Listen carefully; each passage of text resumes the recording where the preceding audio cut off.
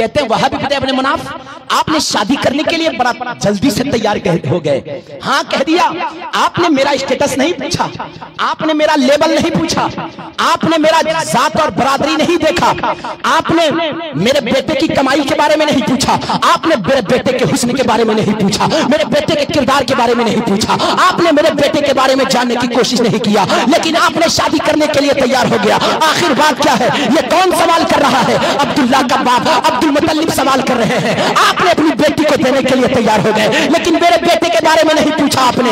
आज साहिब अपने मुआशरे की हालात है, अगर बेटी को रिश्ता करने हम जाते हैं तो सबसे पहले लड़के का कमाई पूछते हैं। अरे वो 50,000 कमाने वाला है, हमने अपना सबसे पहले बरादरी दिखा करके बड़ा बनने की कोशिश करते हैं। हम साहिब ये सोचते हैं हमारा फला खानदान से ताल्लुक है, फला अंसारी से ताल्लुक है, फला शेख से ताल्लुक है, हाँ फला पठान से हमारा ताल्लुक है। हम तो साहिब अपना स्टेटस बताते हैं, अपना बरादरी बताते हैं, लेकिन कुर्बान जाओ, अरे अब्दुल्ला के घराना जो कुरैशी खानदान से ताल्लुक रखने वाला, लेकिन अब्दुल मुत्तलिब ने नहीं कहा था कि मैं खाने काबा का मतवल्ली हूँ, मेरे इशारे से मक्के का निजाम चलाया जाता है, मक्के का कानून हमारे इशारे से चलाया जाता है। मेरा बेटा खूबसूरत है, हाँ अगर मिस्र में यूसुफ को मिस्र यूसुफ कहा जाता है तो मक्के में मेरे बेटे को मक्के का यूसुफ कहा जाता है। इतना खूबसूरत है मेरा बेटा, लेकिन आपने मेरे बेटे के बारे में नहीं पूछा, आपने बेटी देने के लिए तैयार हो गया। तो वहाबी बिदअत इब्न मुनाफ ने कहा था मैं इसलिए तैयार हो गया